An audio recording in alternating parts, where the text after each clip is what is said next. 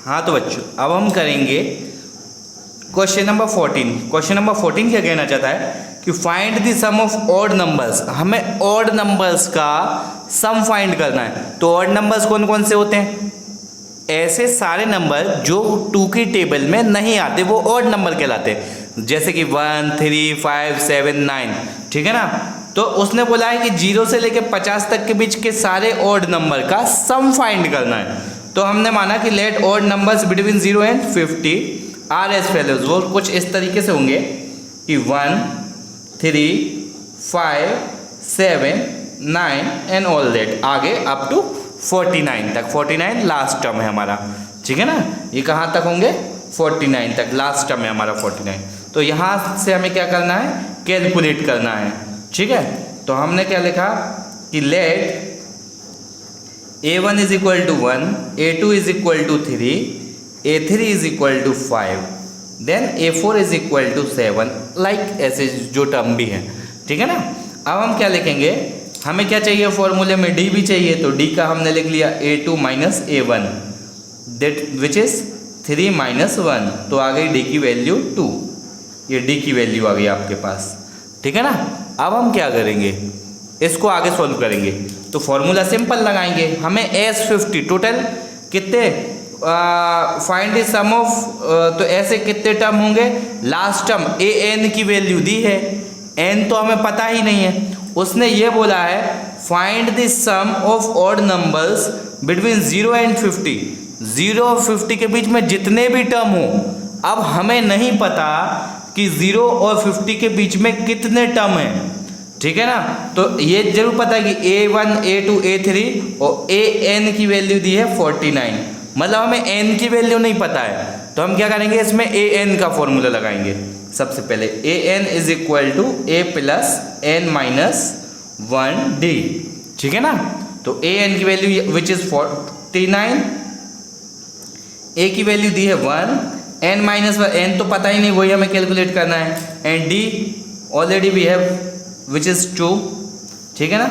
49 और minus 1 N minus 1 into 2। 49 में से 1 गया तो 48। 48 ये मल्टीप्लाई से डिवाइड में आ गया 2।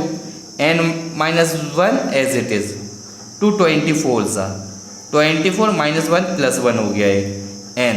तो N की वैल्यू आ गई आपके पास 25, ठीक है ना। N की वैल्यू 25 आ गई। अब हमें क्या करना है? अब हमें S25 कैलकुलेट करना है। मतलब टोटल 25 नंबर ऐसे हैं जो ऑड नंबर्स होंगे 0 और 50 के बीच में, ठीक है ना।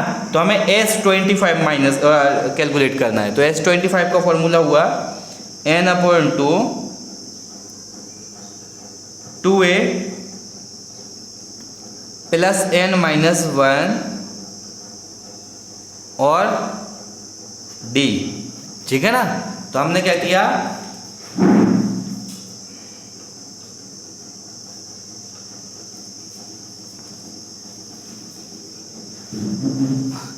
कैलकुलेट किया इसको 2A plus N minus 1D। N की वैल्यू 25 है, N/2 मीन्स 25/2।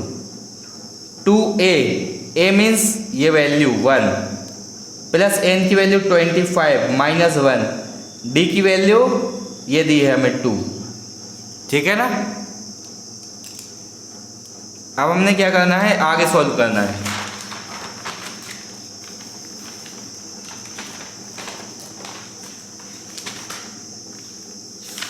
तो S25 as it is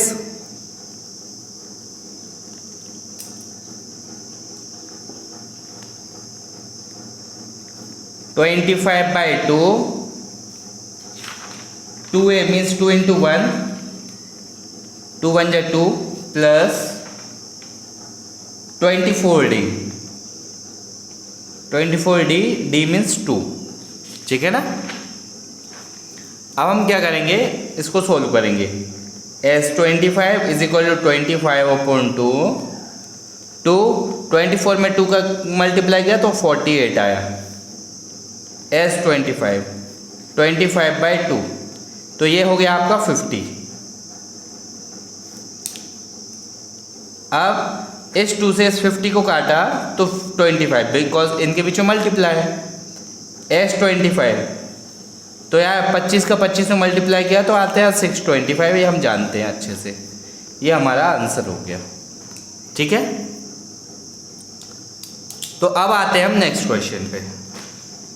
next question क्या कहना चाहता है? नेक्स्ट क्वेश्चन कह रहा है a contract on a construction job. एक कॉन्ट्रैक्टर है और वो कंस्ट्रक्शन करता है, तो हो क्या रहा है, जब वो किसी मकान का ठेका लेता है यानी कॉन्ट्रैक्ट लेता है, तो अगर उसका काम डिले हो रहा है, अगर उसका काम डिले हो रहा है मतलब कि अगर उसको 1 तारीख को सामने वाले को कंप्लीट करके पोजीशन देना है, मतलब अगर कोई मकान बना रहा है उस मकान को कंप्लीट करके देना है 1 तारीख तक, बट वो किसी कारणवश नहीं दे सकता है, मतलब उसने नहीं बना पाया है, तो वो क्या करेगा कि सामने वाला जो मकान मालिक है उस पर पेनल्टी लगाएगा। कितने की पेनल्टी लगाएगा? उस पर लगाएगा वो पेनल्टी पहले दिन 50 रुपये की। कितने की लगाएगा? 50 रुपये की। कुछ इस तरीके से है वो कि अ कॉन्ट्रैक्टर 200 रुपीज़, ठीक है, उसको पहले दिन देने पड़ेंगे 200 रुपये, नेक्स्ट दिन देने पड़ेंगे 250 रुपये, मतलब वो पर डे के हिसाब से 50-50 रुपये बढ़ते जाएगा। पहली बार के तो उसको 200 रुपये ही देने पड़ेंगे, लेकिन उसके बाद अगर वो और पर डे डिले करते जाता है तो फिर उसको 250, फिर 300 ऐसी पेनल्टी देनी पड़ेगी। ठीक है ना, हर पर डे के लिए उसको 50 रुपये बढ़ाते जाएंगे। तो वो कह रहा है कि लेकिन जो मकान का काम है वो हमारा 30 दिन के लिए डिले हो गया। कितने दिन के लिए हो गया? 30 दिन के लिए डिले हो गया। तो अब हमें टोटल कितना ठेकेदार को उसको पे करना पड़ेगा, मकान मालिक को। ठीक है ना, तो अब हम कैलकुलेट करते हैं। तो जैसे कि उसने बोला है 200, तो बियॉन्ड द सर्टेन्स, ये क्वेश्चन थोड़ा मिस्टेक लिखा हुआ है, तो लिखा है contract penalty beyond a certain date, beyond a certain date etcetera, that is the certain date. इसके बाद लिखना था 200, यहाँ से क्वेश्चन लिखा नहीं हुआ है। आप लोग क्वेश्चन बुक में देखना, इसलिए मैं बुक लेके रखता हूँ साथ में। ठीक है, तो इसमें लिखा हुआ पहले उसको 200 रुपये देना पड़ेगा, फिर 250, मतलब A1 की वैल्यू 200, A2 की वैल्यू 250, A3 की वैल्यू 300, ऐसे। ठीक है ना, तो हमने लिखा, सबसे पहले डाला सॉल्यूशन डाला,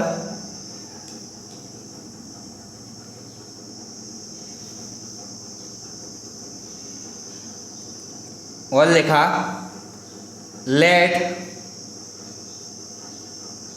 AP अर्थमेटिक प्रोग्रेशन कुछ इस तरीके से होगा कि 200, 250, 300, 350 अप टू 30 डेज, 30 डेज, 30 दिनों के लिए। कितने दिनों के लिए?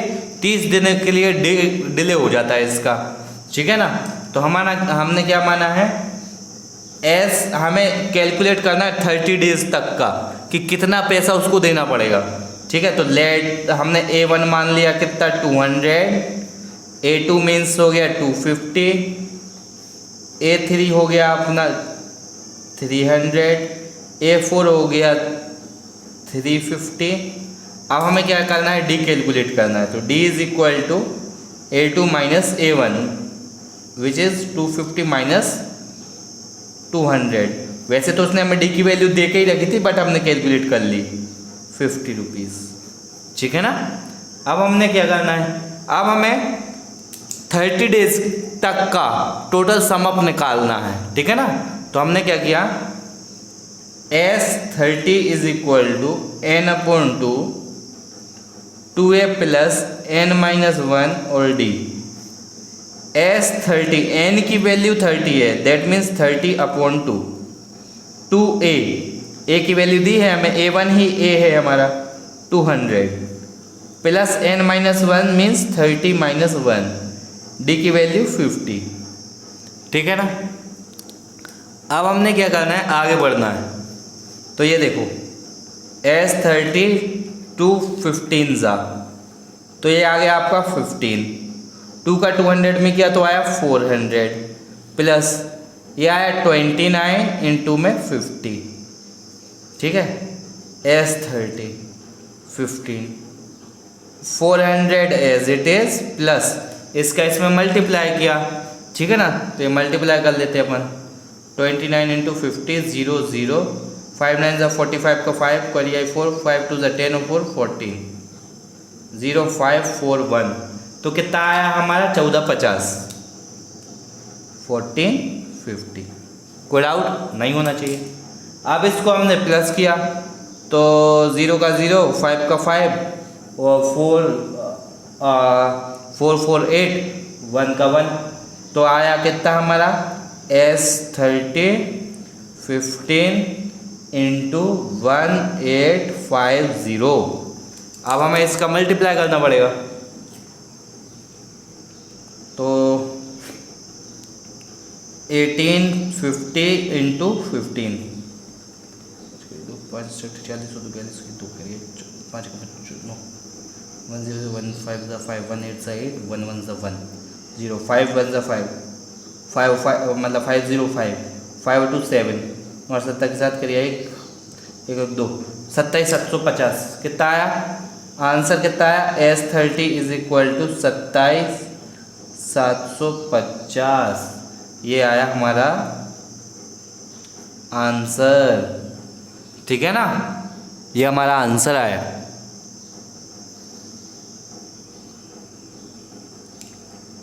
ठीक है,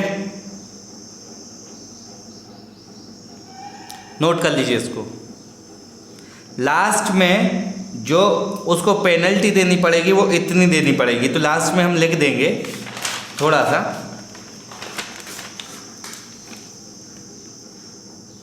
कि amount of money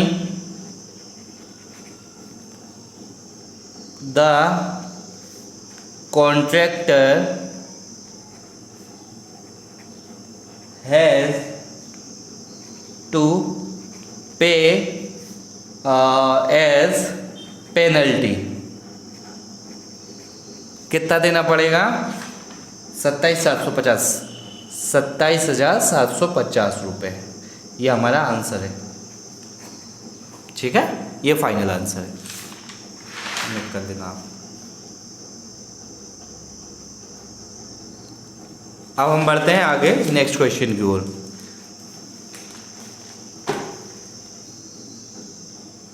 next question क्या कहना चाहता है? नेक्स्ट क्वेश्चन कह रहा है हमारा पेज नंबर 113 कि अ सम ऑफ 700 रुपीज़, 700 रुपये टोटल सम है। सम ऑफ 700 रुपये is use to given 7 cash prize to से, मतलब कि सम दिया है, टोटल 700 रुपये हैं उसके पास और उसने 7 लोगों को कैश प्राइज दिया है। ठीक है ना, तो for their overall academic performance, जैसा भी उनका परफॉर्मेंस था बच्चों का स्कूल में, तो उनके हिसाब से उनको क्या दिया है कि 700 रुपये को 7 बच्चों में बांटा गया है। अगर 7 बच्चों में बराबर बांटा गया होता तो कितना होता, 100 रुपये बच जाता। लेकिन ये तो उसने बोला है कि उनकी परफॉर्मेंस के हिसाब से अलग अलग अमाउंट बांटा गया है। हाँ, लेकिन प्लस करने पे तो 700 ही आना चाहिए। ये कह रहा है if each prize is 20 less than its preceding price, जितना भी प्राइस है वो 20 रुपये कम है, मतलब सबसे पहले वाले को मिलेगा, फिर उससे कम होता जाएगा, 20 रुपये कम होता जा रहा है, मतलब कि एक वैल्यू है जो कम होती जा रही है। तो यहाँ पे हमें सम दिया है और डी की वैल्यू दी है 20 रुपये, ठीक है ना, और टोटल नंबर ऑफ टर्म कितने हैं 7। ठीक है, अब हमें कैलकुलेट क्या करना है, हमें कैलकुलेट करना है वो प्राइजेस कि कितने कितने रुपए बांटे गए, कि टोटल 700 रुपये हो गए। ठीक है, तो हमने सॉल्यूशन डाला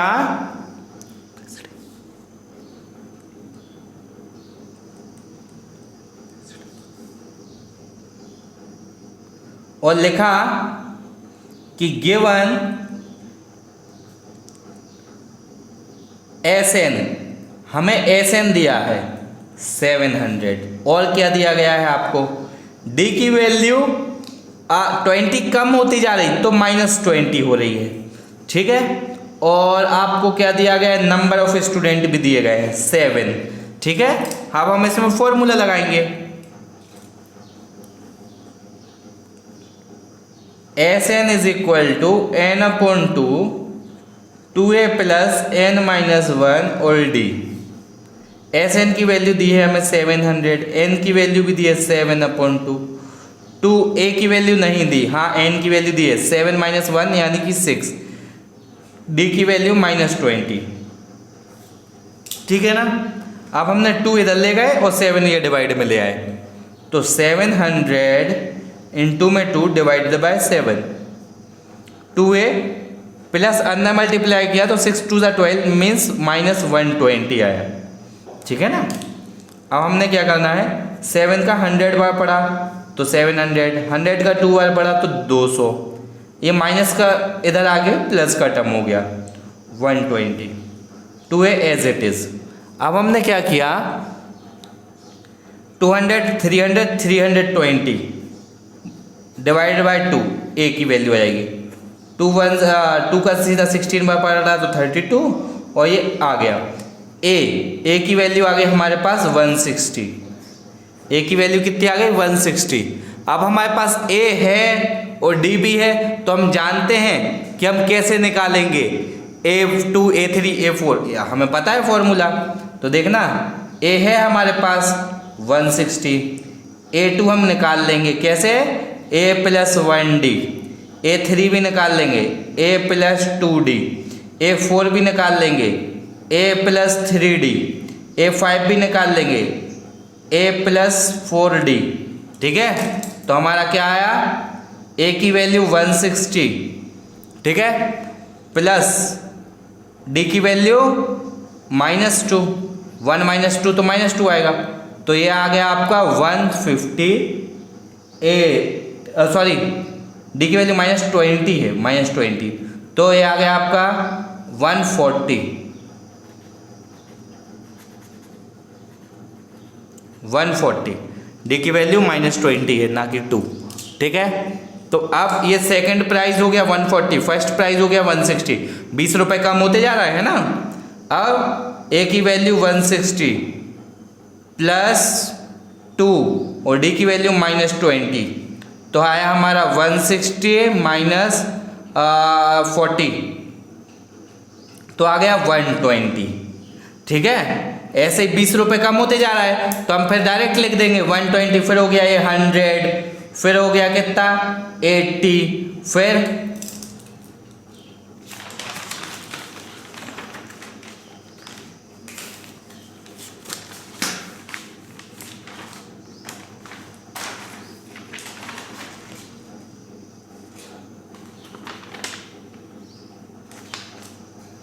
एट्टी तक आ गया।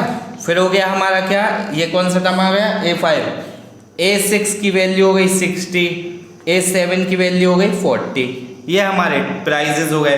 तो the value of prizes are the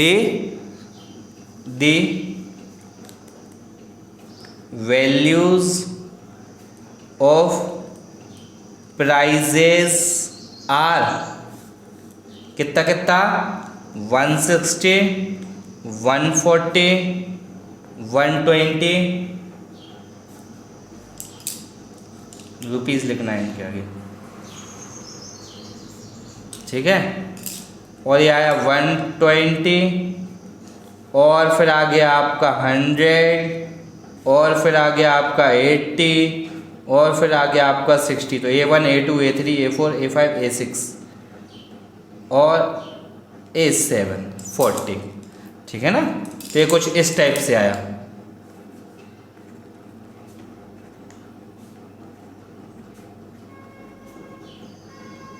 ठीक है, ये हमारे आंसर्स हैं, ठीक है। अब हम आगे सॉल्व करेंगे। आगे सॉल्व करने के लिए क्वेश्चन हमारा कहना चाहता है कि